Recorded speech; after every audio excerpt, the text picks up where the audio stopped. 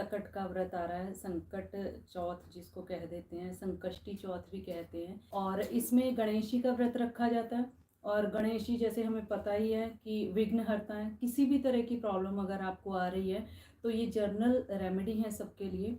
अगर आपको जॉब से रिलेटेड प्रॉब्लम आ रही है तो आप 11 जो गुड़ की छोटी छोटी डलियाँ होती हैं उसका गणेश जी को भोग लगाइए, फिर खुद भी ग्रहण कीजिए और अगर आप खिला सकते हैं तो गाय को भी खिलाइए। ठीक है।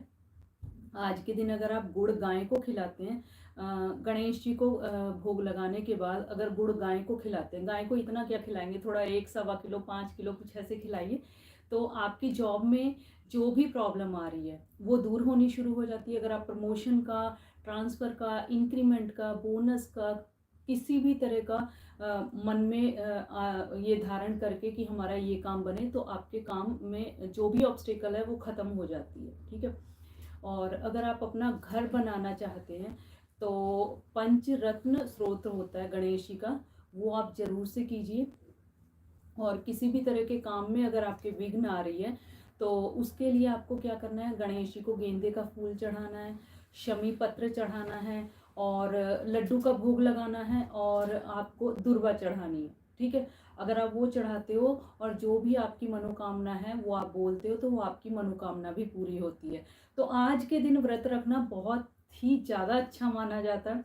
और ये आप ये देखिए कि साल की शुरुआत में ही गणेश जी का आशीर्वाद मिल जाए तो इससे अच्छी बात और क्या हो सकती है। और जिन्होंने, एक कलंक चौथ आती है जो गर्मियों में आती है, जेठ मास में कलंक चौथ। मान लो अगर आपने कलंक चौथ वाले दिन चांद के दर्शन कर लिए हैं तो ये कहा जाता है कि या तो आप पे कोई झूठा इल्ज़ाम लगता है या झूठा चोरी का इल्ज़ाम लगता है या जो काम आप नहीं करते उसका इल्ज़ाम लगता है।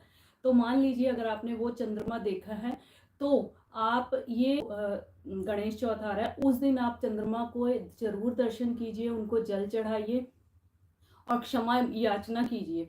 जो आपने वो चंद्रमा देखा है, कलंक तो लगेगा ही, डेफिनेटली लगेगा। ठीक है। लेकिन आपका वो जो वो होता है ना वो बहुत कम हो जाता है। जैसे हम कहते हैं ना कि तलवार का वार सुई पे आ गया। ठीक है। कुछ तो होगा, कुछ तो झूठा इल्जाम लगेगा पर बहुत सारा नहीं लग के छोटे से चीज से ही वो चीज खत्म हो जाती है। तो इसलिए ये चंद्रमा देखना इस दिन बहुत शुभकारी माना जाता है और जरूर से देखिए। व्रत रख सकते हैं तो जरूर रखिए। तिल का दान कीजिए, तिल के लड्डुओं का दान कीजिए और वही भोग लगाइए और वही बांटिए। ठीक है।